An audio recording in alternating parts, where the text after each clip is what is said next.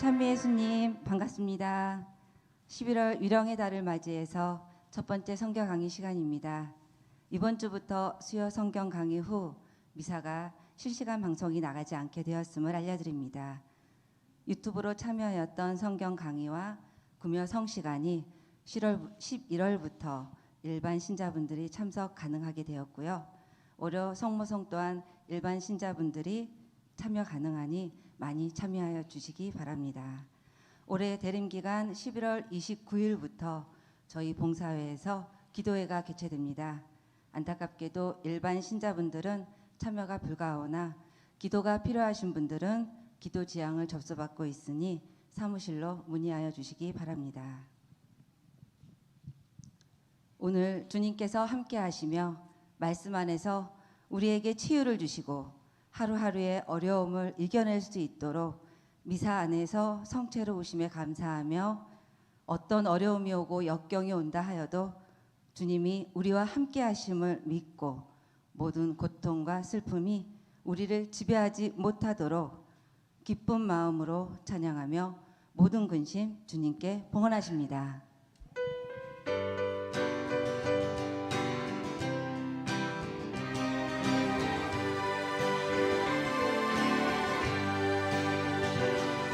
우리 모두 노래합시다. 세상 모든 근심 가진 사람들도 주님 앞에 두 손 들고 노래하는 이 시간 세상 모든 근심 사라지겠네. 우리 모두 노래합시다. 세상 모든 근심 가진 사람들도 주님 앞에 두 손 들고 노래하는 이 시간 세상 모든 근심 사라지겠네. 세상은 많은 고통과 많은 근심이 있지요. 사람들은 이 길로 눈물을 흘리지요. 우리 주님만에는 참된 기쁨이 있네. 나를 구원하신 그 사랑이 넘치네. 아멘. 우리 모두 찬양합시다. 우리 모두 기쁜 마음으로 찬양하십니다. 세상 모든 슬픔 가진 사람들도 주님 앞에 손뼉치며 찬양하는 이 시간 세상 모든 슬픔 사라지겠네. 아멘. 우리 모두 노래합시다. 세상 모든 근심 가진 사람들도 주님 앞에 두 손 들고 노래하는 이 시간 세상 모든 근심 사라지겠네. 우리 모두 노래합시다. 기쁜 마음으로 노래하십니다. 세상 모든 근심 가진 사람들도 주님 앞에 두 손 들고 노래하는 이 시간 세상 모든 근심 사라지겠네. 세상에 많은 고통과 많은 근심이 있지요. 사람들은 이 길로 눈물을 흘리지요. 우리 주님만에는 참된 기쁨이 있네. 나를 구원하신 그 사랑이 넘치네. 우리 모두 찬양합시다. 찬양합시다. 모든 근심을 주님께 봉헌하십니다. 슬픔 가진 사람들도 주님 앞에 손뼉치며 찬양하는 이 시간 세상 모든 슬픔 사라지겠네. 저희가 모든 근심을 주님께 봉헌하면 저희의 모든 근심은 사라질 것이라 믿습니다. 내가 세상 끝날까지 언제나 너희와 함께 있겠다 하셨습니다. 어둠 속에서 헤맬 때에도 은밀한 곳에서 기도할 때에도 힘이 없고 연약한 사람들에도 언제나 저희와 함께 하시니 저희는 두려울 것이 없고 기쁜 마음으로 주님께 찬미드립니다.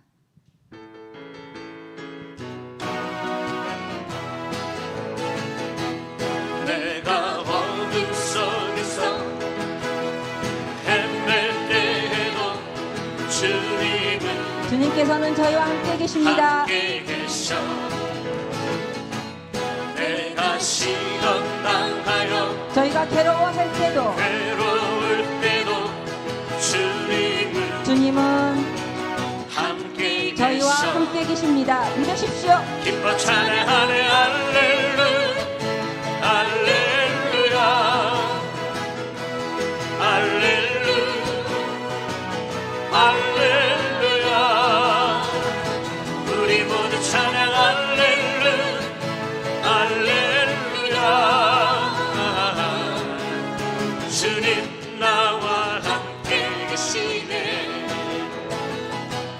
내가 은밀한 곳에서 기도할 때도 주님께서 저희와 함께 계심을 믿으십시오. 함께 계셔 내가 아무도 모르게 선한 일 할 때도 주님은 함께 계셔 기뻐 찬양하네 할렐루야. 기쁜 마음으로 참여합니다. 할렐루야 할렐루야 할렐루야 우리 모두 찬양 할렐루야 할렐루야 주님 나와 함께 계십니다. 계시네 힘이 없고 연약한 사람들에게 주님은 함께 계셔 세상 모든 형제와 자매들에게 주님은 함께 계셔 기뻐하십시오. 기뻐 찬양하네 할렐루야 할렐루야 할렐루야 할렐루야 기뻐 찬양하십시오. 우리 모두 찬양 할렐루야 할렐루야 주님이 나와 함께 하심을 주님 나와 함께 계시네 믿으십시오. 아멘.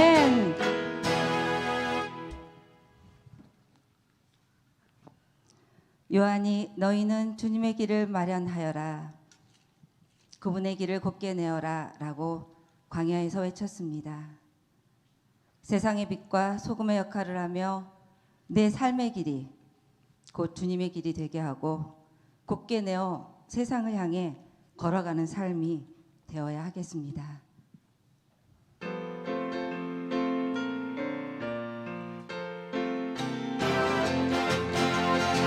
나아가세 세상을 향해 나아가십시오. 모두가세 말씀 가지고 나아가세 원단을 향해 전파하라는 예수님 명령 우리 모두 주의 복을 받서 땅의 모든 사람들에게 예수님의 사랑을 전파합시다. 예수님의 사랑을 우리 전파하십시오. 모두 주의 명령을 따라 땅의 모든 사람들에게 예수님의 사랑을 전파합시다. 나아가세 세상을 향해 모두가 새 말씀 가지고 나아가세 원단을 향해 전파하라는 예수님 명령 우리 모두 주의 복음 들어서 땅의 모든 사람들에게 예수님의 사랑을 전파합시다. 우리 모두 주의 명령을 따라 땅의 모든 사람들에게 예수님의 사랑을 전파합시다. 나아가세 세상을 향해 모두가 새 말씀 가지고 나아가세 온 땅을 향해 전파하라는 예수님 명령 우리 모두 주의 복음 들어서 온 땅의 모든 사람들에게 예수님의 사랑을 전파하라. 주의 명령을 따라 땅의 모든 사람들에게 예수님의 사랑을 전파합시다. 아멘. 언제나 주님을 제 앞에 모시어 당신께서 제 오른쪽에 계시니 저는 흔들리지 않으리이다. 흔들리지 않도록 지켜주소서. 당신의 말씀으로 위로되고 힘이 되어 저의 흔들리는 마음을 당신께서 잡아주시옵소서. 언제나 당신으로 위로가 되고 나의 삶이 진정 주님의 인도에 따라 나아가기를 간절한 마음으로 원합니다.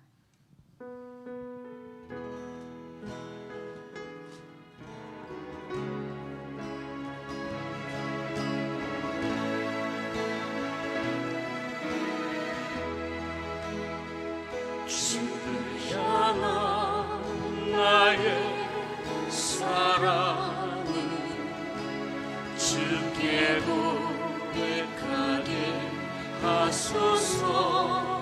저의 마음을 주님께 고백하십시오. 마음 주의 그늘 아래 살며 주를 보며 저희가 진정으로 마음으로 주님을 바라볼 수 있기를 바라십시오. 주님의 말씀 선포될 때에 땅과 하늘 진동하리니 나의 사랑 고백하리라. 나의 구주 나의 친구 아멘. 주의 속삭임 주님께서 저희에게 말씀하심을 들을 수 있기를 저희의 마음이 비워지는 마음이 될 수 있게 주님께 기도하십시오. 능력 주의 영광을 보이사 성령을 부르소서. 내 마른 곳 거룩해지 저희 자신이 주님과 함께 하나 되기를 거룩한 저희 자신이 될 수 있기를 기도하십시오. 저의 모든 것을 주님께 봉헌하는 마음으로 저희가 간절하게 주님을 사랑하는 마음을 담아서 저희가 주님을 봉헌할 수 있는 저의 자신이 되기를 바랍니다. 주를 바라며 나의 사랑 고백하리라. 향한 주님의 그 크신 사랑 간절히 알기 원해. 주의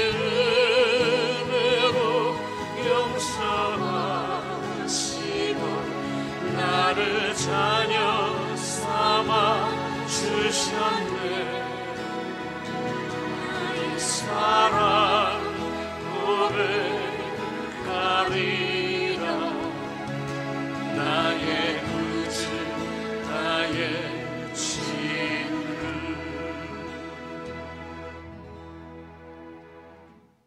아버지께서는 저의 속 생각을 다 아시고 저의 마음을 샅샅이 들여다보시기에 저는 당신께 드릴 것이 마음뿐임을 고백하나이다.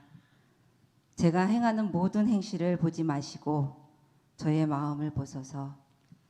저의 행실 또한 당신을 향한 길로 제 걸음을 옮길 수 있도록 도와주소서.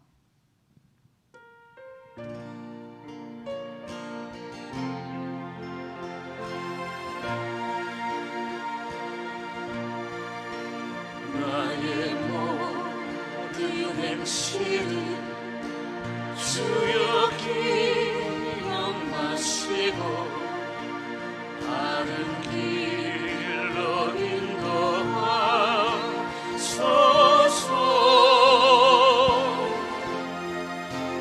기쁠 때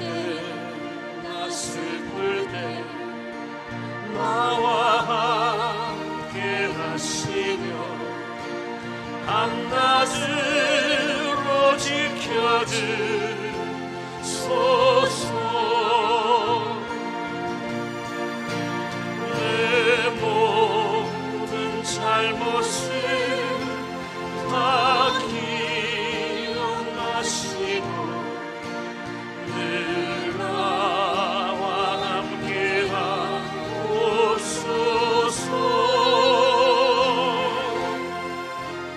나의 생명 주 앞에 남김없이 드리니 주여 나를 지켜주소서.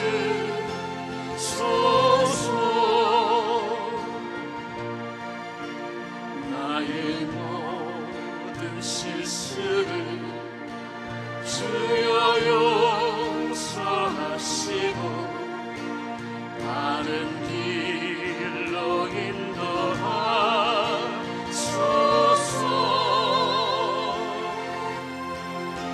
주의 크신 사랑과 하늘나라 영광을 나도 전파하게 하소서.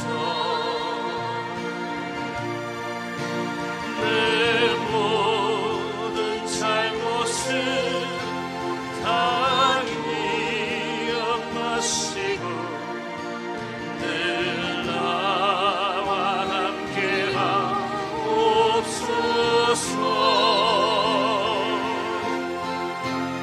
나의 생명 주 앞에 남김없이 드리니 주여 나를 지켜주소서.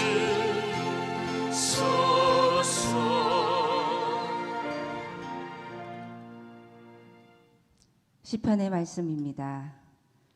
당신을 신뢰하니 아침에 당신의 자애를 입게 하소서. 당신께 제 영혼을 들어올리니 걸어가야 할 길 제게 알려주소서.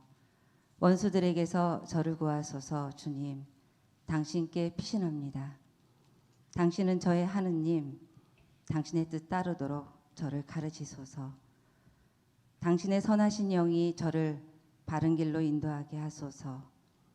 당신의 자애로 제 원수들을 멸하시고 제 영혼을 괴롭히는 자들을 모두 없애주소서. 저는 당신의 종입니다. 주님만 믿고 바라고 따를 수 있도록 이끌어 주소서. 모든 행실이 당신께서 보시기에 합당치 않더라도 자비를 청합니다. 살아온 모든 행실이 옳지 않음을 알고는 있으나 생각과 행실이 같지 않아 항시 자신에게 죄책감을 느끼며 살고 있습니다. 당신께서 길이요 진리요 생명이심을 알고 따르려 하나 저를 옥죄고 있는 사슬을 보며 당신의 이끄심에 따르려 해도 움직이지 못하고 있습니다. 마음과 몸이 일치하지 않아 가고자 하는 방향을 가지 못하고 있으니 주님 도와주시고 이끌어 주시고 새롭게 하여 주소서. 저의 모든 행실이 당신에게서 오기를 바랍니다. 제가 뿌린 옳지 않은 행실로 제가 거두는 일이 없게 올바르게 이끄시고 교만이 지배하지 않도록 하여 주소서. 마음이 당신을 향해 있다고 교만에 빠지지 않도록 올바르게 자신을 성찰하고 새롭게 될 수 있기를 당신께 청하오니 당신의 자비하심으로 도와주소서. 또한 성령의 이끄심으로 제가 의로워지기를 바랍니다. 있으니 오늘도 제가 가는 길에서 험한 산이 옮겨지기를 기도하지는 않습니다. 저에게 그 험한 고갯길을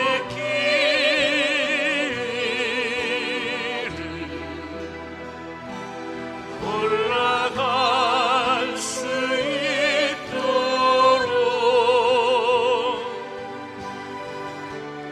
힘을 주소서. 예수님,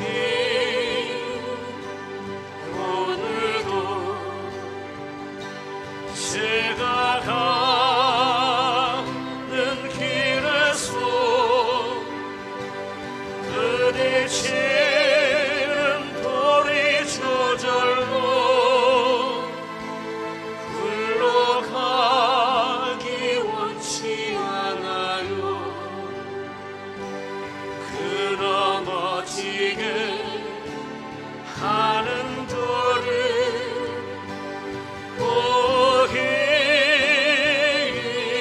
오히려 발판으로 만들어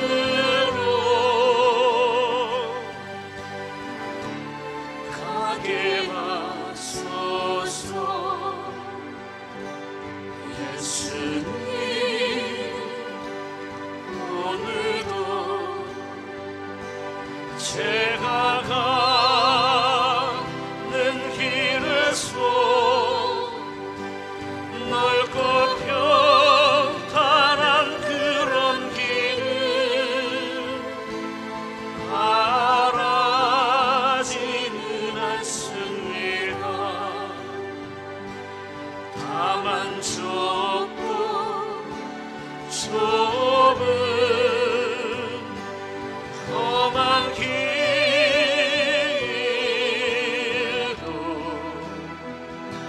주와 함께 가도록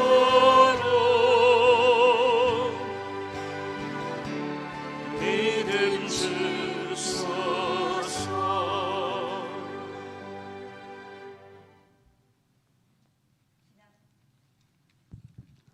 신앙 안에서 당신의 이끄심을 부정하고 인정하려지 않는 교만이 사로잡고 있습니다.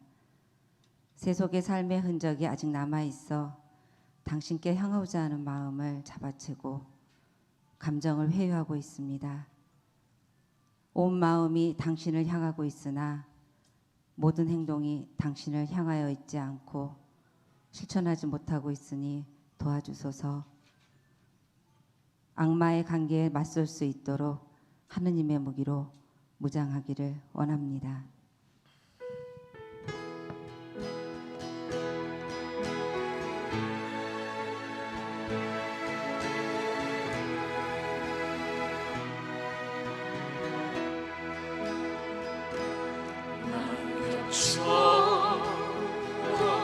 살아온 내 모습이 부끄러워. 나의 모습 감추려고 어두운 길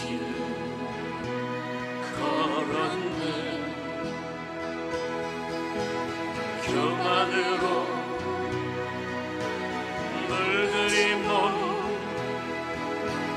내 뜻대로 살다가 지쳐서 넘어지고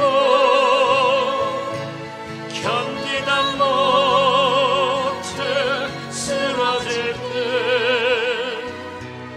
예수님 피 묻은 손 나를 잡아 주셨네. 당자처럼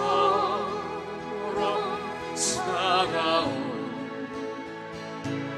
내 모습이 부끄러워. 나의 모습 감추려고 어두운 길 걸었네. 욕심으로 물들이고 세상 유혹 쫓다가 세상 사람 내 지쳤네 견디다 못해 쓰러질 때 예수님 피 묻은 손 나를 감싸 주셨네. 우리의 전투 상대는 인간이 아니라 권세와 권력들과 이 어두운 새 세계 지배자들과 하늘에 있는 악령들입니다. 살아가며 이겨내야 할 상대를 올바르게 알고 이겨낼 수 있도록 마음의 문을 열어주시고 힘을 주소서. 세상의 지배자들과 하늘에 있는 악령들이 괴롭히지 않도록 깨어있게 하소서. 세상의 권세와 권력들이 짓누른다 하여도 당신의 말씀을 무기 삼아 살아갈 수 있도록 도와주시고 당신의 강한 힘을 받아 굳세어지기를 원합니다.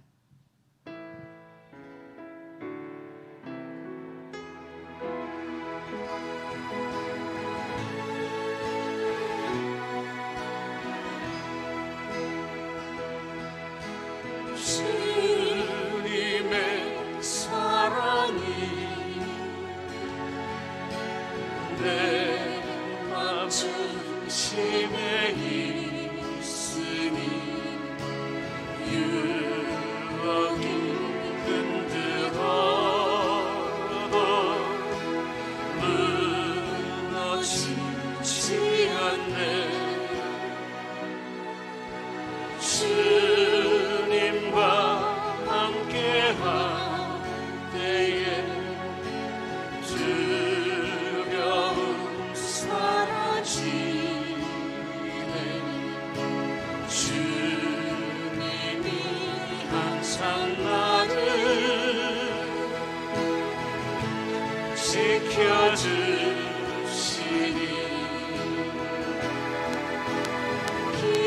기쁘게 만날 때 주님께 감사하고 슬픔이 당할 때도 주님을 찬양해. 주님과 함께할 때에 두려움 사라지네. 주님이 항상 나를 지켜주시니.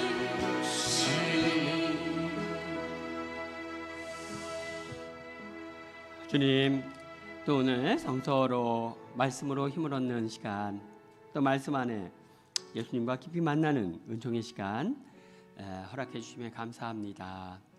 이제 구약의 시간을 넘어 우리 신약의 시간들을 함께 나눕니다. 특히 오늘은 묵시록을 통해 들려주신 주님의 말씀을 함께 나누고자 합니다. 주님이 이 시간을 축복하시고 성령 충만케 하소서.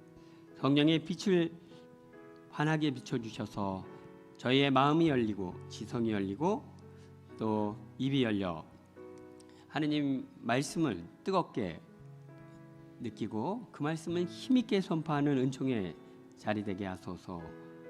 우리 주 그리스도를 통하여 비나이다.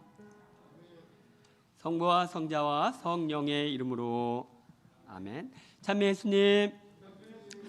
예, 자 우리 지난번 구약의 역사에 대해서 쭉 우리가 함께 보면서 지난 하스몬 왕과 그리고 헤로데 왕 가문은 어떻게 해서 이렇게 이스라엘에 들어오게 되었는지에 대해서도 함께 나누었습니다. 자, 이제 예수님께서 태어나셨고 복음을 선포하셨고 십자가에 달려 고난을 받으시고 죽으셨습니다. 부활하셨고 죽으셨죠. 그래서 모든 것이 다 끝장났다고 생각했는데 예수님께서 살아나셨다는 소식이 들려오기 시작했습니다. 그래가지고 이제 제자들이 이게 어떻게 된 일인가? 12제자들이 한꺼번에 모여있는 자리에서 부활하신 예수님 모셨고 몇백 명이 모여있는 자리에서 예수님 발현하시면서 나는 죽었지만 다시 살아났다. 하느님 말씀에 충실하면 죽더라도 다시 살게 되리라는 이 놀라운 진리를 당신 삶으로 보여주셨습니다. 그렇게 부활하신 예수님께서는 하늘로 올라가시면서 온 세상에 이 기쁜 소식을 전해라. 그러나 너희들 힘만으로는 안 되니까 내가 성령을 보내주겠다. 그 성령께서 오시면 너희의 마음이 불타오를 것이고 너는 갖가지 능력을 받고 복음을 전할 수 있을 것이다. 그래서 이제 성모님과 제자들이 마르코 다락방에서 열심히 기도하고 있는데 정말 약속하신 성령을 보내주셨고 그 성령의 뜨거움으로 불탄 베드로가 문을 박차고 나가 드디어 예수 그리스도 나자렛 예수, 그분은 우리가 기다리던 메시아였습니다. 하느님의 아들이었습니다. 그분은 죽었지만 다시 살아나셨습니다. 그리고 누구든지 예수님을 주님으로 받아들이면 죽더라도 다시 살아날 것입니다. 그분 부활의 영광에 참여할 것입니다 라는 말씀을 선포했고 많은 사람들이 그 복음을 받아들이기 시작하면서 초대교회가 형성됩니다. 믿는 이들의 공동체가 만들어지죠. 그렇게 초대교회 사람들은 성령 충만함으로 새로운 신앙으로 활활 타올랐습니다. 계속 이 불길은 번져나갔고 많은 사람들이 예수님을 믿게 됐죠. 이런 상황이 되자 이제 유대인들이 위협을 느끼기 시작했어요. 예수님, 나자렛 예수, 그 사람만 처단하면 모든 것이 다 정리될 줄 알았는데 오히려 예수님이 계실 때보다 더 걷잡을 수 없는 어떤 신앙의 불길이 번져가고 있음을 느끼면서 위협을 느낍니다. 자, 이런 상황 속에서 7부제 중에 한 사람이 스테파노와 논쟁을 벌이다가 도저히 말로 안 되니까 그냥 화가 치밀어서 스테파노를 돌로 쳐서 죽이는 상황이 발생되죠. 자, 이렇게 예수님 돌아가시고 나서 첫 번 순교자가 탄생하기 시작했고 그 이후에 이제 그리스도교는 새로운 공동체는 계속적인 유대인들의 박해로 고난을 받습니다. 그 중에 대표자가 바로 사울이었습니다. 사울은 그냥 그리스도인만 어디 있다는 소리만 들리면 가가지고 잡아다가 박해를 했죠. 바오로가 회심하고 예수님을 만나면 다마스커스로 그리스도인 잡으러 가다가 예수님을 만나서 회심하고 그때부터는 예수님은 주님이라는 것을 선포하기 시작했고 이제 이 유대 사마리아 지역뿐만 아니라 바오로를 통해 로마 전역에 그리스도교가 전파되는 이런 놀라운 일들이 벌어진 거예요. 로마 전역이 그리스도교로 이제 번져갑니다.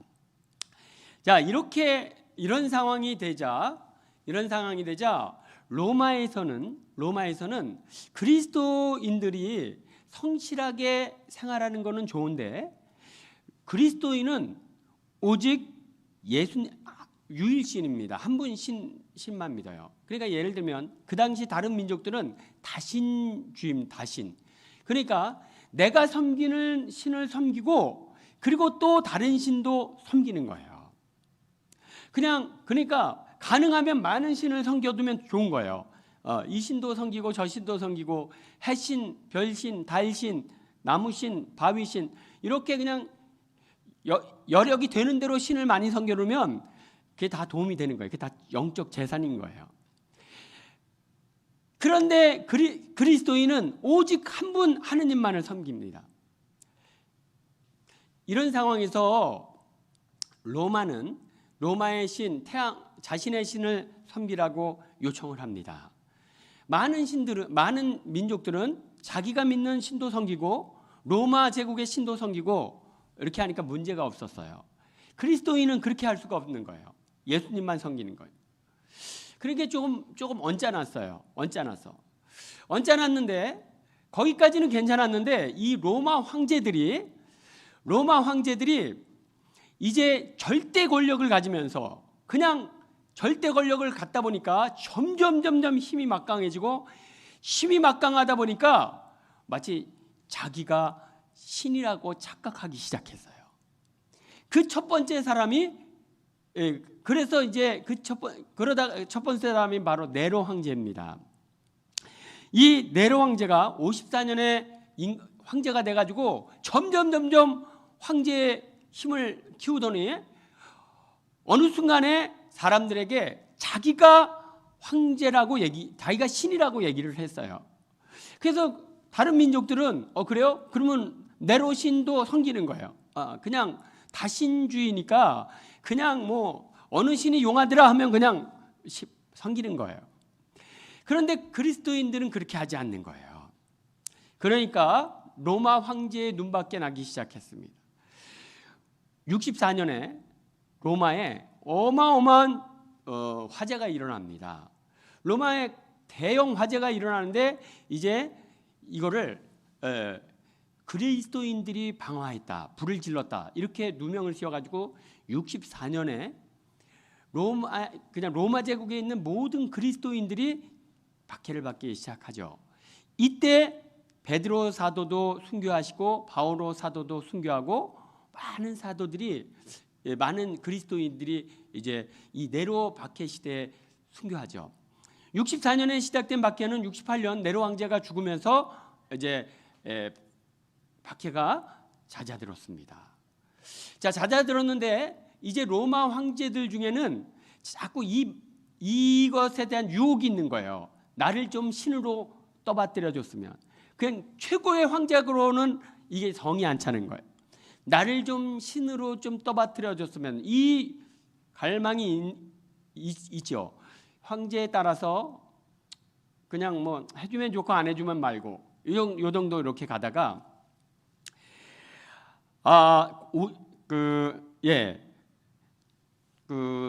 도미티아누스 황제 81년에 도미티아누스 황제가 이제 임금이 되면서 이 양반은 아주 네로 황제보다도 더 노골적으로 나는 하느님이며 메시아다. 도미누스의 데우스. 그러니까 나를 섬겨라 요청을 합니다. 오직 나를 신으로 섬기라고. 역시 많은 민족들은 받아들였고 그리스도인들은 받아들일 수가 없는 거예요. 그러자 도미티아누스 황제가 그리스도인, 로마 제국 내 모든 그리스도인들은 다 처단하라. 이런 살벌한 박해령을 내리죠.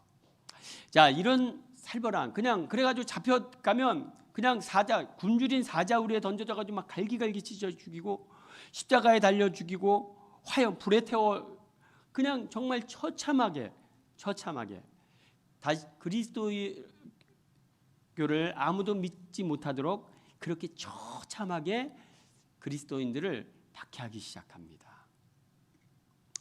자, 이때 그래서 이제 모든 그리스도인들은 다 지하 동굴에 숨어 들어가고 하죠.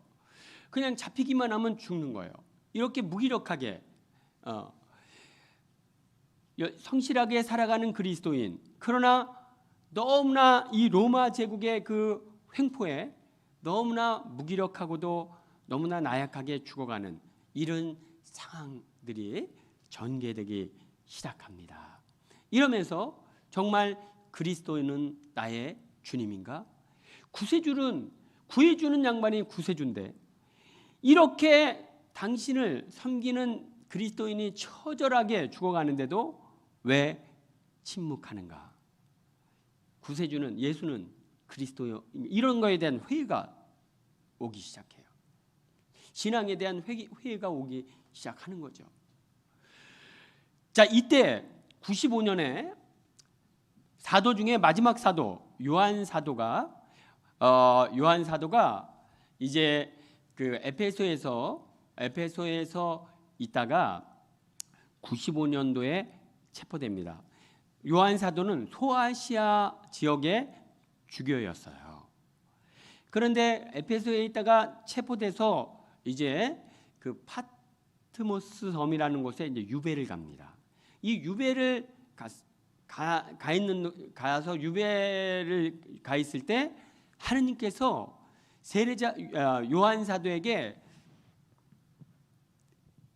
당신의 뜻을 보여주십니다. 이걸 계시라고 아포칼립시스 이게 계시라고 하는데 계시를 보여주세요. 그 계시를 받고 요한 사도가 이제 그 받은 계시의 내용을 적어서 이 진리를 사람들에게 전해야겠다. 지금 박해로 절망에 빠져 있고 고통 중에 있고 신앙을 잃어가는 그리스도인들에게 이 신앙을 전파해야겠다라는 마음으로 이제 하느님께서 보여주신 계시를 적기 시작합니다. 적어서 그리스도인들에게 전하기 시작하죠. 그것이 바로 오늘날 우리에게 손에 주어진 요한 묵시록이다. 묵시록. 자, 그래요. 그래서 이 계시록은 그러므로 이제 우리가 요 부분은 조금 내용이 너무 좀 난해합니다. 그냥 알아듣기에는. 왜냐하면 여러분 예언서는 죄를 지으면 하느님께 벌을 받고 선한 일을 하면 축복을 받습니다. 그러니까 죄를 끊어버리고 하느님 말씀대로 살아가십시오. 이게 예언서입니다. 그러니까 있는 그대로 얘기하는 거예요. 하느님 말씀대로 살아가십시오. 이렇게. 그런데 묵시록은 뭐냐 하면 이제 그냥 삶이 척박해도 예언서 상황에서는 우리가 마음을 회개하고 정신 차리고 잘 살면 새로운 세상이, 행복한 세상이 돌아오는 거예요. 그런데 이 묵시록의 사상은 내가 아무리 하느님 말씀을 잘 지킨다고 해서 행복한 세상이 돌아오리라는 보장이 없는 거예요. 예를 들면 내가 성실하게 일한다고 해도 박해 상황에서 잡히면 그냥 처절하게 죽는 거예요. 그러니까 내가 뭘 잘못해가지고 이 고통이 주어지는 게 아니라 지금 상황이 박해 상황이니까 이게 내가 잘한다고 잘못한다고 해서 이게 해결되는 문제가 아닌 거예요. 자, 그러니까 이제 이런 상황에서 하느님께서 너희를 네로 황제가 너희를 박해하는데 네로 황제는 처벌받을 것이다. 단죄받을 것이다. 이 얘기를 언젠가는 네로 황제는 하느님께 처벌받을 거다. 이 얘기를 했다가 이게 불신검문에 걸리면 어떻게 되겠어요? 안 되겠죠. 그러니까 네로라는 이름을 쓸 수 없어요. 네로라는 이름을 쓸 수 없으니까 그 당시에 네로라는 히랍 말을 이렇게 쓰고 나면 그 알파벳에는 다 숫자가 있어요. 알파벳마다. 그래가지고 그 글자를 알파벳으로 분리해서 이렇게 하면 다 숫자가 나옵니다. 네로라는 숫자를 분리해서 합산을 하면 666인 거예요. 그러니까 네로 황제는 언젠가 하느님으로부터 천벌받을 거야. 이렇게 얘기하면 큰일 나니까 즉시 그냥 걸려. 하니까 666은 천벌받을 거야. 이렇게 666. 그 666 천벌받을 때니까 다른 사람들은 잘 모르는 거죠. 666이 뭐야? 어떤 놈이야? 나쁜 놈인가? 그러고 마는 거죠. 이렇게 묵시 상황에서는, 처절한 박해 상황에서는 제대로 말을 하면 불신검 국가보안법에 걸려가니까 상징과 은유의 말을 쓴다. 그런데 이제 64년도에 이 네로가 박해했을 때 유행했던, 그리스도인들에게 유행했던 용어가 666이었어요. 아유, 야 666, 야 666 그런 놈, 그게 사탄의 그 666 사탄의 그 자식이야. 황제는 야 네로 황제 사탄의 자식이야. 이러면 그냥 큰일 나니까 666 사탄의 자식이야 막 이렇게. 그런데 그로부터 한 30년이 지난 95년에 도미티아누스 황제가 네로 때보다도 더 혹독하게 그리스도인들을 박해하는 거예요. 그러니까 그리스도인들 안에서는 야, 여기 제2의 네로가 나타났다. 제2의 네로가 나. 그래가지고 도미티아누스 황제의 별명이 제2의 네로 황제예요. 그러니까 이제 도미티아누스 황제 저놈은 언젠가 하느님한테 천벌받을 거야. 이렇게 얘기하면 안 되니까 이제 666은 천벌받을 거야. 제2의 네로 황제 도미티아누스는 천벌받을 거야. 이렇게 해가지고 이제 가는 거죠. 자, 그래서 이렇게 묵시 상황에서는 모든 것들이 다 운유고 암시적인 내용이다. 그러니까 그 글만 봐가지고는 이게 뭘 얘기하는지 알 수 없어요. 그러므로 이 내용이 무슨 내용인지를 우리가 하나하나 읽어가면서 나누도록 하겠습니다. 자, 그러면 이제 묵시록 말씀을 들어가도록 하겠습니다. 자, 1장 1절 우리 보겠습니다. 예수 그리스도의 계시. 시작. 예수 그리스도의 계시 하나님께서 머지않아 반드시 일어날 일들을 당신 종들에게 보여주시려고 그리스도께 알리셨고 그리스도께서 당신 천사를 보내시어 당신 종 요한에게 알려주신 계시입니다. 예, 자, 이것은 예수 그리스도의 계시, 예수님께서 계시하신 것이다. 계시라는 말은 아까 말씀드렸듯이 아포칼립시스라고 이렇게 해요. 여기서 칼립시스는 덮개를 치우다, 카텐을 치우다, 덮개를 얘기해. 덮개, 칼립시스. 아포는 치우다, 벗겨내다. 그러니까 덮어놨던 것을 치우니까 보이는 거죠.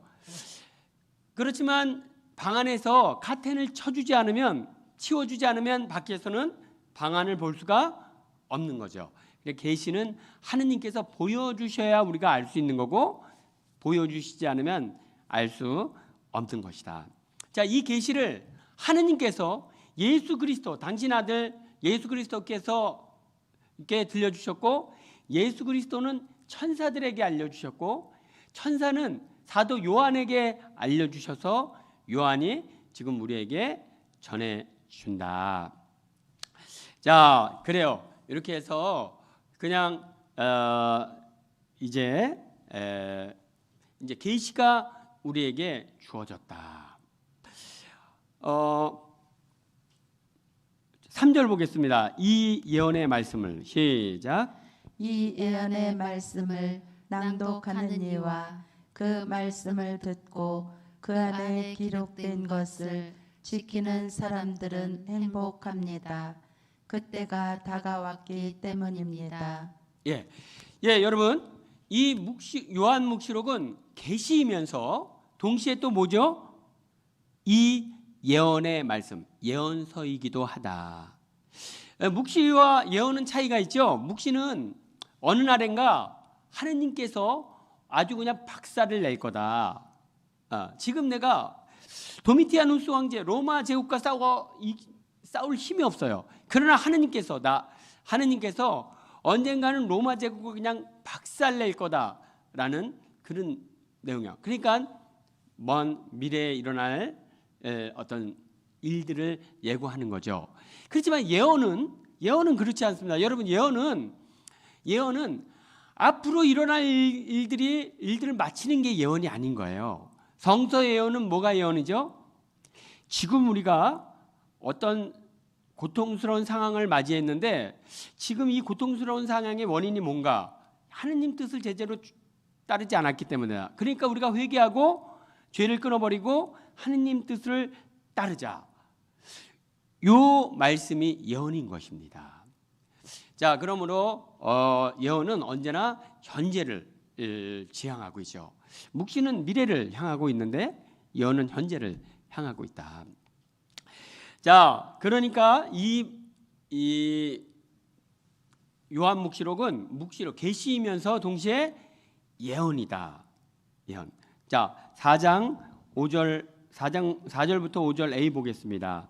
자, 요한이 시작. 요한이 아시아에 있는 7 교회에 이 글을 씁니다. 지금도 계시고 전에도 계셨으며 또 앞으로 오실 분과 그분의 어좌앞에 계신 7 영에게서 또 성실한 증인이시고 죽은 이들의 맞이이시며 세상 임금들의 지배자이신 예수 그리스도에게서 은총과 평화가 여러분에게 내리기를 빕니다. 네. 그러면서 또 여기 세 번째, 요한이 아시아에 있는 7 교회에 이 글을 씁니다. 이 글이라는 것은 여기서 이 편지를 보냅니다. 그러면서 또 이 요한묵시록은 여러 공동체에 보내는 또 뭐죠? 편지인 거예요. 예, 여러분, 편지라면 편지가 지니는 특성이 있죠. 어떤 그냥 괜히 보냅니까? 편지를 보낼 땐 편지를 보내는 어떤 이유가 있어요. 그러므로 예를 들면 이런 거예요. 산후조리 잘하고 애미다. 산후조리 잘하고 애썼다. 산후조리 잘하고 하여튼 잘 지내길 바란다. 이렇게 편지를 썼다면 지금 그거를 받는 사람의 상황은 어떤 상황이라는 걸 알 수 있죠? 출산한 상황이라는 걸 알 수 있죠. 그러니까 그러면 이 사람이 이 엄마가 왜 편지를 보냈죠? 며느리가 출산했으니까. 이런 상황들이 있는 거예요. 상황들이. 이게 편지라면 요한이 이 편지를 보낸다면 이 편지를 받는 수신인들이 어떤 상황들이 있다. 그러니까 그 상황들을 우리가 충분히 고려해야 한다. 자, 그러므로 이 요한묵시록은 계시이면서 예언서이면서 또 어떤 공동체에 보내는 편지이기도 하다. 요 세 부분을 다 우리가 고려해서 이제 읽어야겠다. 그래요. 그래서 이제 요한묵시록은 요한이 받은 계시를 이 진리를 공동체에 전하기 위해서 이제 씁니다. 쓰다 보니까 쓴 내용이 당시 로마 시대 그 박해 상황 때 쓰다 보니까 그 표현들이 다 로마 시대의 박해 상황을 빌어서 이렇게 이제 쓰게 되는 거죠. 자, 그렇다고 해서 이 요한묵시록이 도미티아누스 황제와 로마 제국으로부터 혹독한 박해를 받는 사람들을 위해 쓰여진 글이다라고만 한다면 요거는 20%만 맞는 얘기예요. 그 당시 사람들에게도 위로를 주기 위해 쓰여진 책이면서 요거를 과거주의 해석이라고 얘기해요.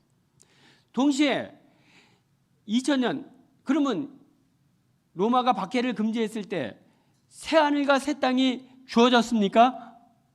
새하늘과 새 땅이 아직 안 주어졌죠.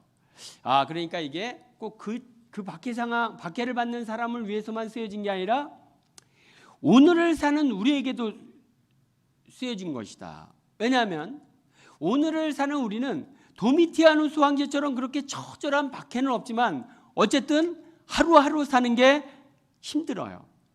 하루하루 사는 게 고통스럽고 초대교회 박해받는 신자들도 진짜 하느님은 계신가? 왜 하느님을 이렇게 열심히 따르는 우리한테 이렇게 처절한 박해를 허락한 이런 의구심이 들었던 것처럼 오늘 하루하루를 사는 우리에게도 진짜 하느님이 계신가?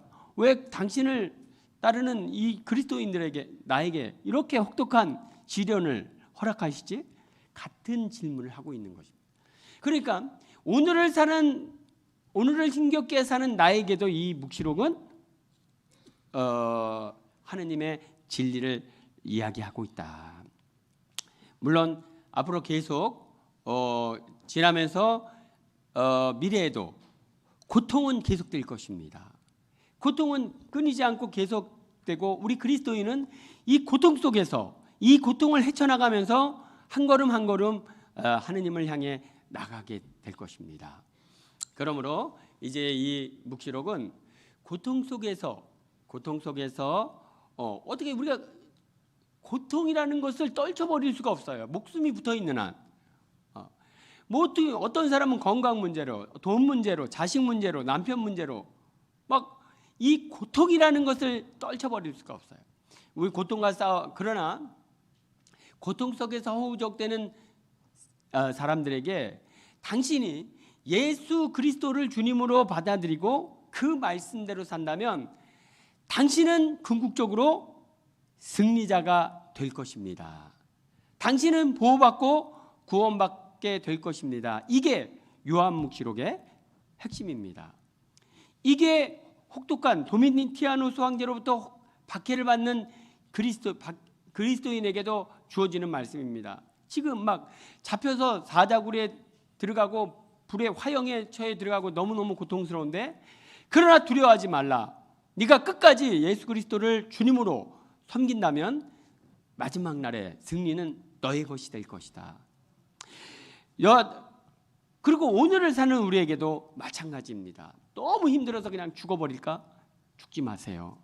죽지 마시고 예수님을 주님으로 받아 모신다면 당신의 삶이 아무리 고통스럽고 힘겨워도 최종 승리자는 당신이 될 것입니다. 앞으로 다가오는 어떤 고통도 마찬가지예요. 계속해서 그리고 마지막 대환란의 시대가 예고되고 있습니다. 대환란, 감당할 수 없는 어떤 대환란이 올 것이다. 그때도 정말 우리가 지금 겪는 이 고통들은 약간 여진입니다. 지진이 일어나기 전에 우르르르릉 이걸 여진이라고 하죠. 우리 삶이 아무리 고통스럽고 힘겨워도 이것은 환란의 날, 궁극적인 환란의 여진입니다. 어느 날인가 정말 인간으로서는 감당도 할 수 없는 어떤 상황들이 주어질 건데, 그때조차도 당신이 예수 그리스도에 대한 믿음을 버리지 않고 예수님 꽉 붙들고 이 터널을 빠져나간다면 승리는 당신의 것이고 당신의 것이다. 이것을 이 묵시록은 딱 이거 하나입니다. 이거 하나예요. 고통이 아무리 힘겹고 어려워도 예수 그리스도를 놓치지 마세요. 그분 꽉 잡고 있으면 당신 삶은 대박 터집니다. 자, 요 얘기를 이제 묵시록이 딱 해주는 거고, 요 얘기를 하려고 하다 보니까 그 당시에 박해 상황이라 이제 박해 상황의 얘기를 하게 되는 것이죠. 자, 그렇습니다. 그러면 우리 한번 볼까요? 5장 비절에서 6절 보겠습니다. 우리를 사랑하시어, 시작. 우리를 사랑하시어 당신 피로 우리를 죄에서 풀어주셨고 우리가 한 나라를 이루어 당신의 아버지 하느님을 섬기는 사제가 되게 하신 그분께 영광과 권능이 영원 무궁하기를 빕니다. 예. 아멘. 자, 지금 우리가 받는 고통은 너무 힘겹고 고통스럽지만, 그러나 우리가 받은 은총을 생각해 보자. 먼저 우리는 예수 그리스도의 피로 모든 죄에서 씻음을 받은 그런 복된 사람들이다. 우리 안에는 하느님의 생명이 살아 숨쉬는 사람들이다 라는 것을 이야기합니다. 그래서 우리는 하느님을 섬기는 사제들입니다. 하느님을 섬기는 것, 사제란 하느님께 제사를 드리는 사람, 하느님을 봉양하는 사람이죠. 이 제사라는 게 뭡니까? 제사라는 게 하느님께 따뜻한 진지상 차려드리는 거예요. 제사죠, 그죠? 그러니까 나이 든 부모님께 따뜻한 쌀밥, 김이 모락모락 나는 쌀밥을 대접해 드리는 것, 이것이 어머니를 봉양하는 것이고 어머니를 섬기는 것입니다. 제사란 따끈따끈한 쌀밥을 하느님께 대령해 드리는 것이죠. 역시 하느님을 섬기는 일입니다. 그러므로 하느님을 섬기는 사람은 누구나 다 사제다. 하느님을 섬기는 일 자체가 제사인 것입니다. 그러므로 여러분들은 사제다. 근데 이제 요 얘기가 탈출기에 나오는 얘기거든요. 탈출기에 너희가 만약 내 말을 들으면 내가 너희를 사제의 민족으로 만들겠다, 이런 말씀을 주셨는데 바로 이 부분입니다. 자, 그래서 이제 우리는 그리스도의 피로 모든 죄의 씻음을 받고 하느님의 생명을 선물로 받은 복된 사람들입니다. 자, 7절 볼까요? 보십시오. 시작. 보십시오. 그분께서 구름을 타고 오십니다. 모든 눈이 그분을 볼 것입니다.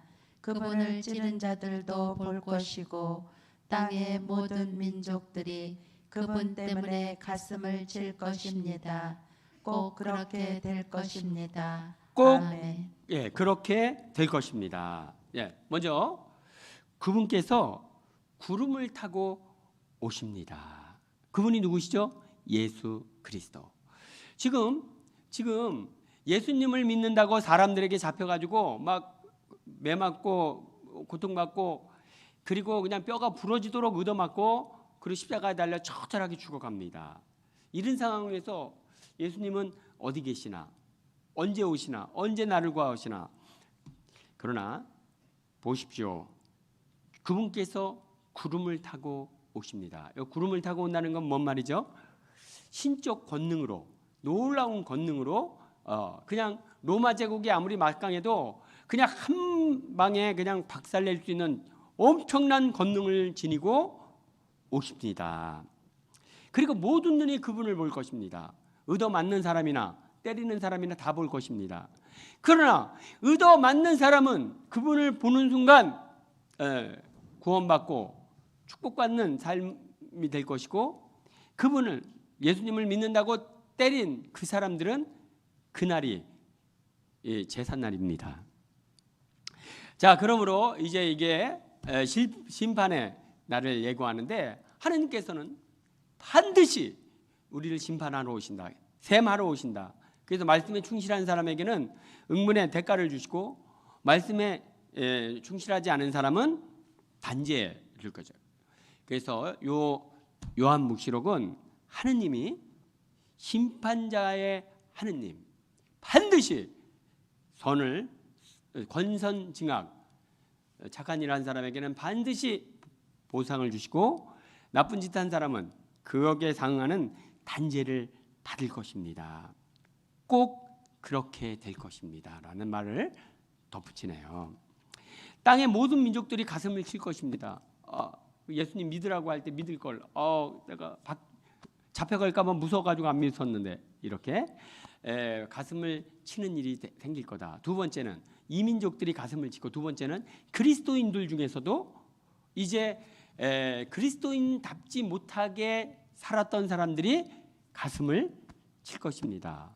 내가 주일 미사 나갔어야 되는데 좀 피곤하다고 이리 빼고 저리 빼고 그렇게 했는데 그게 진짜 너무 그게 그 사유 때문에 축복받는 대로부터 제외받는다면 가슴을 치게 될 것입니다. 꼭 그렇게 될 것입니다라고 단서를 붙입니다. 자, 8절 보겠습니다. 지금도 계시고, 시작. 지금도 계시고 전에도 계셨으며 또 앞으로 오실 전능하신 주 하느님께서 나는 알파요 오메가다 하고 말씀하십니다. 예, 지금도 계시고, 지금 우리와 함께 계시고, 과거에도 계셨고, 또 앞으로도 계실 분, 하느님이 당신을 그렇게 소개하고 계시네요. 나는 지금 너희와 함께 있다. 하느님 어디 계세요? 안 보이는데. 이렇게 고통스러운데 왜 그냥 놔두세요? 그래도 나는 지금 너희와 함께 있다. 난 과거에도 너와 함께 있었다. 네가 행복했던 시절, 행복했던 그 과거에 내가 너와 함께 있었다. 그리고 앞으로 어떤 상황이 벌어져도 나는 늘 너희와 함께 할 것이다. 나는 너와 한순간도 떨어지지 않을 것이다. 현재, 과거, 미래에 너와 함께 할 것이다. 나는 알파요 오메가다. 알파는 시라버 알파벳의 첫 자입니다. 알파. 그리고 마지막 자가 오메가예요. 오메가. 그러니까 나는 알파이면서 오메가다. 나는 시작이며 마침이다. 그러니까 이 세상은 누가 창조하셨죠? 하느님 창조하셨어요. 나는 시작이다. 이 세상을 창조한 창조주다 이 말씀이에요. 나는 오메가다. 나는 마침. 그러므로 나는 세상을 창조하고 이 세상을 시작한 나는 세상을 마감할 거다. 마감도 내가 할 거다. 결산할 거다 말씀이죠.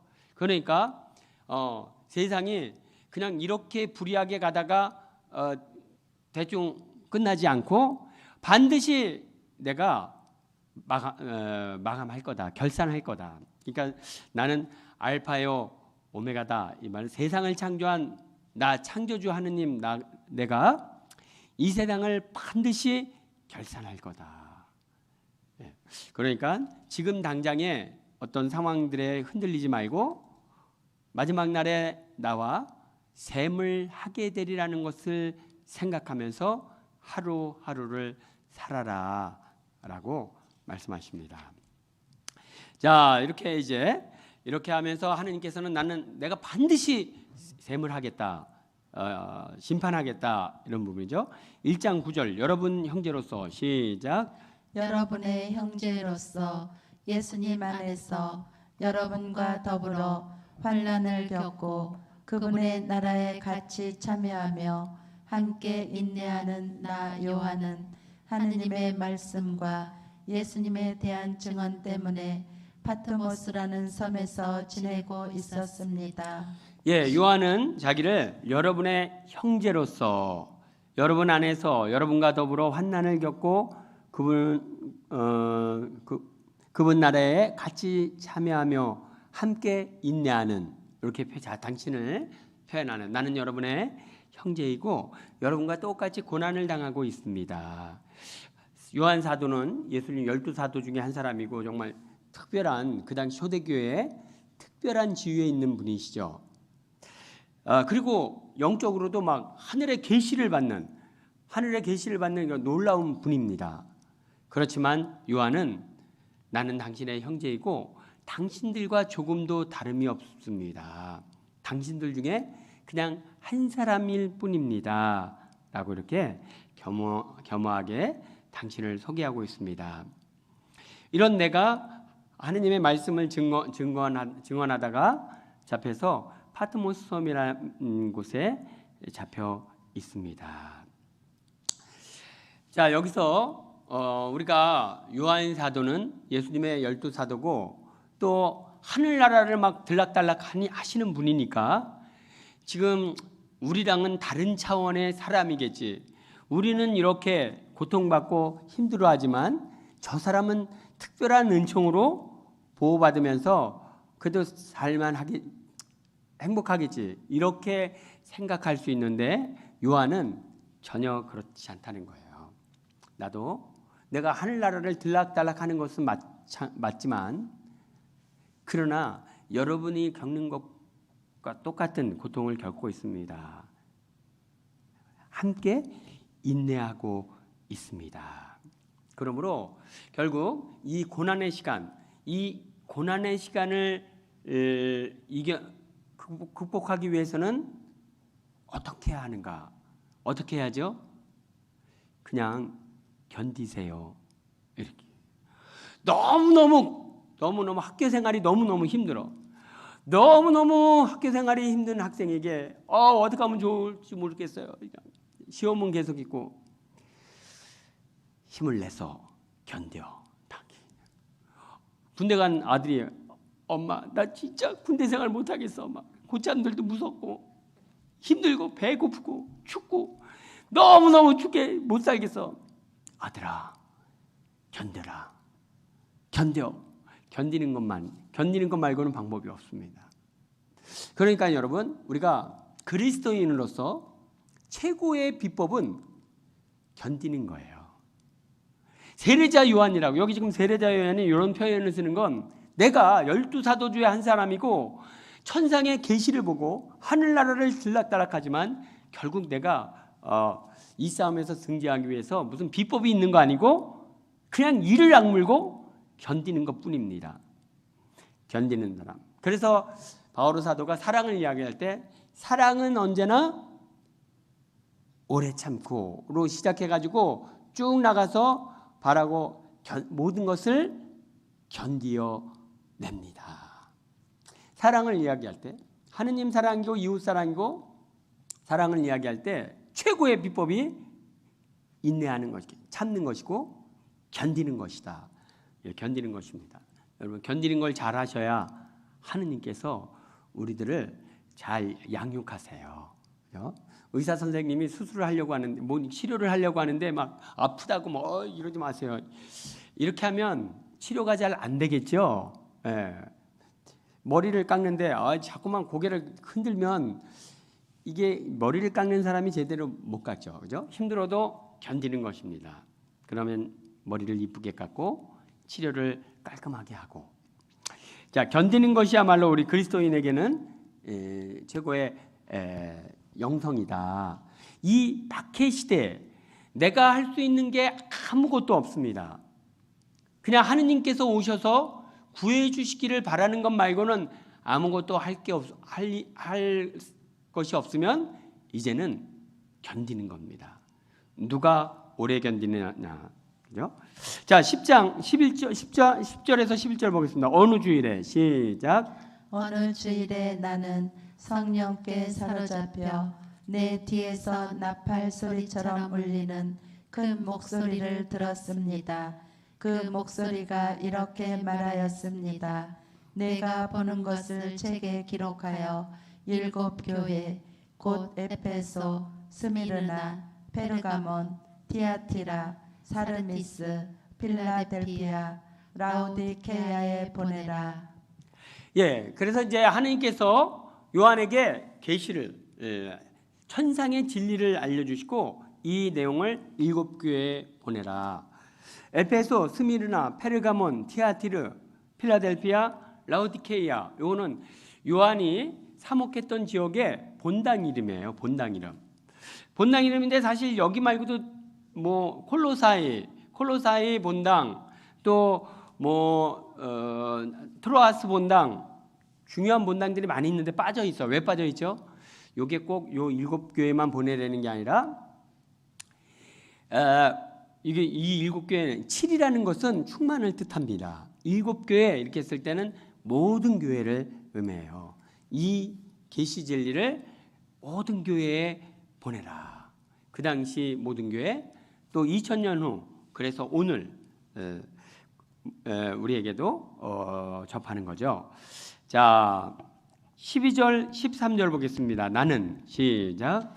나는 나에게 말하는 것이 누구의 목소리인지 보려고 돌아섰습니다. 돌아서서 보니 황금 등잔대가 7개 있고 그 등잔대 한가운데 사람의 아들 같은 분이 계셨습니다. 그분께서는 발까지 내려오는 긴 옷을 입고 가슴에는 금띠를 두르고 계셨습니다. 예, 요 황금 등잔대는 성막과 지성소와 성소 사이에 이렇게 딱 불을 밝혀놓습니다. 이 지성소 안에는 하느님께서 현존하시다는 어떤 표지를 드러내는 그런 등잔대입니다. 불이 활활 타오르면서 하느님의 현존을 보여주는 그런 부분이죠. 등잔대. 그래서 여기서 7 등잔대 이렇게 있는데 요 황금 등잔대 7은 바로 7 교회를 얘기하고 7 교회는 모든 교회를 상징한다고 말씀드렸죠. 황금 등잔대 한가운데 예수님이 계셨다. 요 부분은 교회 한가운데 당신이 거하셨다. 그리스도 당신을 믿는 이들 한가운데 예수님이 계신다. 아니 지금 그리스도인들은 예수님을 믿는 사람들은 하느님 예수님이 어디 가셨나 봐. 왜 우리를 이렇게 고통 속에 봤는데 왜 하느님은 아무것도 안 하시지? 이렇게 회의를 하고 있는데 오늘 요한이 보니까 등잔대 한가운데 예수님이 계셨다라는 표현은 바로 예수님께서 그 고난받는 그리스도인들 한가운데 예수님이 거하신다. 한순간도 고난받는 당신의 자녀들 곁을 떠나본 적이 없으시다. 이 부분을 이렇게 증거해 주고 있습니다. 14, 15절 보고 있습니다. 그분의 시작. 그분의 머리와 머리털은 흰 양털처럼 또 눈처럼 희고 그분의 눈은 불꽃 같았으며 발은 용광로에서 정령된 노새 같고 목소리는 큰 물소리 같았습니다. 예, 뭐 우리들 한가운데 예수님이 계셨다고? 어떻게 계셨어? 딱 이렇게 얘기했을 때 그분의 머리카락은 흰 양털 같았다. 머리가 하얀 백발이네요. 여러분 요 성서에서 하얀 백발은 지혜를 나타냅니다. 지혜를 언제나 옳은. 그러니까 예수님이 하얀 머리를 하고 계신 것은 지혜로 충만해서 우리와 함께 계시다. 두 번째는 눈은 불꽃처럼 막 활활 타올랐습니다. 여러분 눈이 예수님께서 우리와 함께 계시는데 눈을 봤더니 막 눈이 막 활활 타요. 여러분 눈이 언제 타오르죠? 눈에 언제 불이 나죠? 내 자식 건드릴 때. 내 자식 건드릴 때 눈에서 불나죠? 불납니다. 지금 그리스도인들을 도미티아누스 황제 로마 제국이 막 그냥 뼈가 부러지도록 때리고 사자굴 그냥 박해를 하는 거예요. 그 모습을 본 예수님 어떻게 했어요? 눈에 불납니다. 막 불나. 내 사랑하는 자녀들이 이렇게 처절하게 죽어가.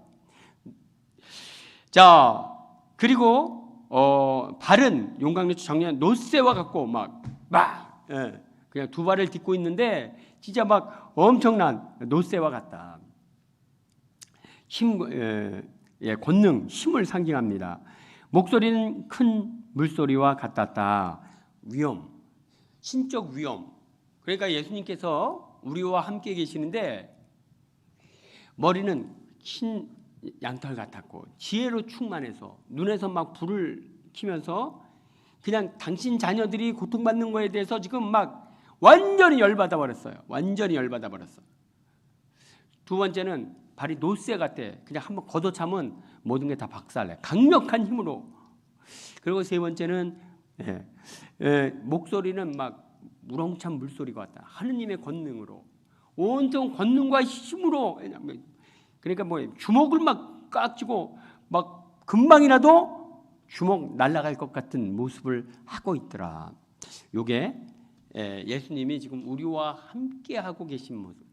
고통받는 자녀들과 함께 하는 예수님이 그냥 이렇게 그냥 꾸벅꾸벅 졸고 계시는 게 아니라 그냥 눈에 불을 켜면서 두 주먹을 불 끄고 막 부르르르 떨면서 그냥 막 당장이라도 옆차기 나갈 것 같은 그런 모습을 하고 계시더라.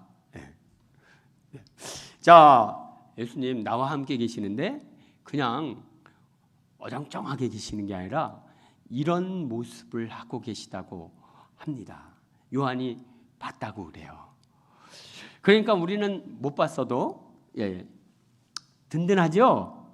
못 봤어도 그런 모습을 하고 나와 계시다면 나를 위해서라면 막 총알같이 그냥 총알같이 달려나와서 나를 지켜주실 그런 모습을 하고 나와 함께 계시다.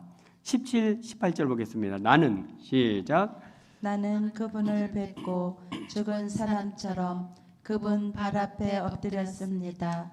그러자 그분께서 나에게 오른손을 얹고 말씀하셨습니다. 두려워하지 마라. 나는 처음이며 마지막이고 살아있는 자다. 나는 죽었었지만 보라, 영원 무궁토록 살아있다. 나는 죽음과 저승의 열쇠를 쥐고 있다. 자, 예수님께서 두려워하지 말라. 당신 자녀들에게 주신 첫 번째 말씀입니다. 두려워하지 말라. 예수님께서도 부활하시고서 제자들에게 너에게 평화가 있기를 두려워하지 마라. 살아생전에도 막 풍랑으로 막 고통받고 있으니까 예수님께서 다가가시죠. 그때 두려워합니다. 두려워하지 마라, 나다. 두려워하지 말라, 두려워하지 말라. 그 당시 초대교회 신자들이 그 혹독한 박해를 겪으면서 막 두려움 속에 떨고 있었어요. 그들에게 다가가셔서 두려워하지 말라. 나는 처음이며 마지막이다. 알파요 오메가이다. 마찬가지요. 내가 반드시 심판하리라. 결산하리라. 나에게 충성스러운 사람에게 너가 생각지도 못한 상을 줄 것이고 나에게 내 말에 충실하지 않은 자에게는 감당하지 못할 어떤 일이 일어날 것이다. 나는 살아있는 자다. 죽었지만 살아있는 자다. 그러므로 나를 믿는다면 죽더라도 살게 될 것이다. 왜죠? 나는 죽음과 저승의 열쇠를 쥐고 있다. 도미티아누스 황제가 그냥 그리스도인을 믿는다 그러면 다 잡아가지고 막 죽여버립니다. 그러니까 죽음의 권한이 도미티아누스 황제에 있는 것 같아요. 도미티아누스 황제에게 잘 보이면 사는 거고 도미티아누스 황제에게 못 보이면 죽는 거고. 그러나 그렇지 않다.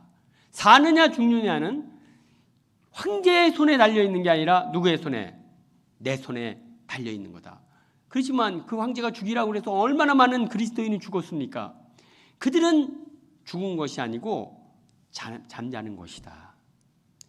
내가 그들을 다시 일으켜 세울 것이다. 나는 죽었지만 다시 살아난 자라. 나에게 충실한 사람을 내가 다시 일으킨다. 진짜 죽는 것은 바로 나에게 불충실한 그 사람이다. 여러분, 그러니까 여기 지금 오늘 말씀 나는 죽음과 죽음의 열쇠를 쥐고 있다.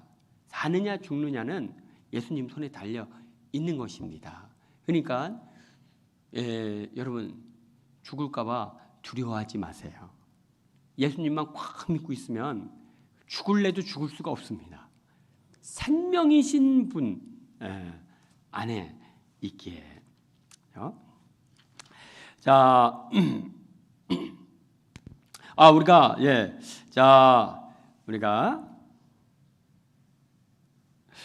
우리가 19절 볼까요? 그러므로 내가 볼 것 시작.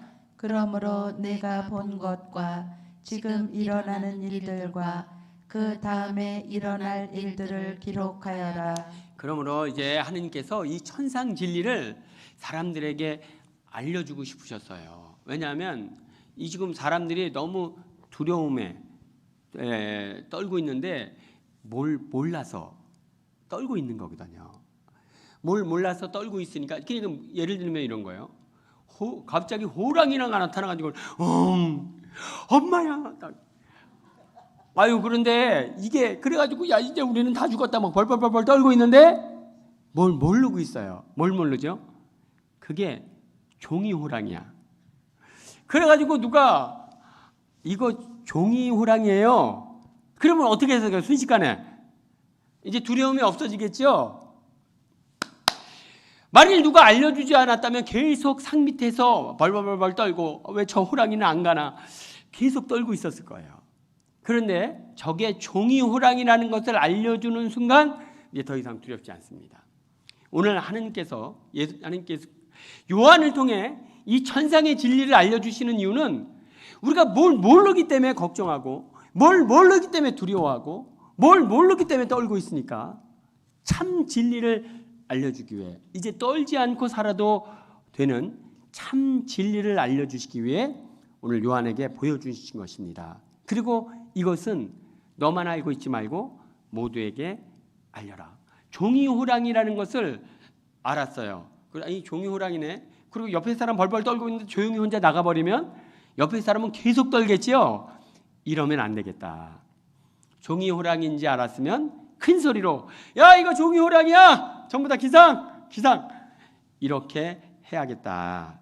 자 20절 보겠습니다. 내가 본 시작. 내가 본 내 오른손에 7별과 7 황금 등잔대의 신비는 이러하다. 7별은 7 교회의 천사들이고 일곱 등잔대는 일곱 교회이다. 예, 예수님께서 주먹으로 꽉 쥐고 계신데 보니까 별을 7개 쥐고 계세요. 그게 꽉 쥐고 있는데 이게 별이 7개. 저게 뭐지? 7개 별. 그리고 등잔대 한가운데 이렇게 서 계시는 거예요. 자, 이 예수님 손에 꽉 잡혀 있는 이 7개 별은 뭐라고 말씀하시죠? 7교회의 천사들이다. 7교회를 이끌고 있는 천사들이다. 그러면 7교회가 지금 누구의 이끌림으로 가는 거죠? 천사들의 이끌림으로 가는 거죠? 근데 이 7교회가 누구 손아귀에 꽉 잡혀 있어요? 하느님 손아귀에 잡혀 있네요. 결국에 이 7교회를 이끄시는 분은 누구시다? 하느님. 내가 너희를 친히 이끌고 있다는 것을 보여주는 표징이다. 두 번째는 교회 7등잔은 교회를 나타내는데 그 교회 한가운데 바로 내가 있다. 그러니까 두려워하지 말라. 이런 말씀을 오늘 주십니다. 자, 이렇게 이제 요한묵시록은 막 혹독한 박해 상황 속에서 정말 매일매일 오늘은 막 아들이 죽어가고 내일은 남편이 죽어가고 막 이렇게 처절한 상황 속에서 신앙이 흔들리기 시작합니다. 그리고 뭐 잘 살아보려고 예수님 믿었는데 오히려 그냥 더 불행해지는 것 같은 느낌이 들 때 참 행복이란 무엇인가? 참 생명이란 무엇인가? 세상에서 몇 년 더 사는 게 참 생명인가? 그렇지 않아요.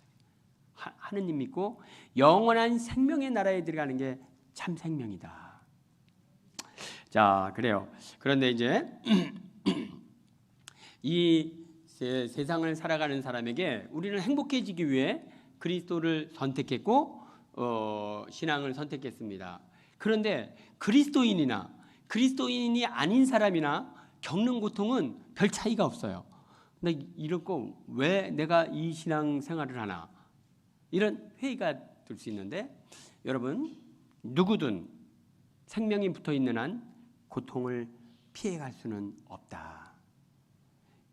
이 고통 속에서 그러나 이 고통 한가운데서 우리가 어떻게 발걸음을 움직일 거냐는 전적으로 나에게 달려 있고 이 고통 한가운데서 움직이는 나의 발걸음에 따라서 우리가 영원한 생명의 나라에 들어가느냐, 참 생명, 참 행복으로 가느냐, 그렇지 않느냐가 결정된다. 그러니까 여러분 고통이 있다는 것에 주목하기보다는 이 고통 속에서도 하느님을 예수님을 놓치지 않고 바라보며 용기 있게 걸어가는 삶, 이것이 그리스도인의 삶이 되고 이렇게 사는 삶이어야 참 승리의 삶이 될 수 있다는 것을 오늘 묵시록 서론에서는 우리에게 들려줍니다. 그래, 여러분 어느 때는 우리도 살아가면서 우리가 박해 상황은 아니지만 진짜 하느님이 멀게 계실 것처럼 느껴질 때가 있어요. 그렇지만 오늘 요한이 보고 우리에게 들려준 증언 중에 하나는 하느님은 어떤 상황에서도 우리와 함께 있더라. 두 번째는 함께 있는 하느님이 그냥 맹놓고 있는 게 아니라 눈에 막 불을 켜고 있고 지혜로 막 지혜가 넘치는 지혜를 쏟아내면서 사랑을 쏟아내면서 눈에 불을 켜고 누구든지 그냥 건드리기만 하면 당장 가서 박살을 낼 것 같이 그렇게 그냥 눈을 시퍼렇게 뜨고 나를 지켜주고 보고 계시더라. 그러니까 너 어떻게 될까? 조금도 걱정하지 마라. 일개 사단 병력도 더 되는 그런 막강한 힘으로 너를 지키고 있다. 대통령은 경호실에서 보호하고 있기에 널 두려워하지 않습니다. 경호원들이 다 지켜주니까. 청와대 경호실보다 딱 500배 강력한 힘으로 나를 지켜주십니다. 아무 걱정 없이 우리 한순간순간을 살아갑시다. 이 고난의 시간을 헤쳐나갑시다. 아멘. 네.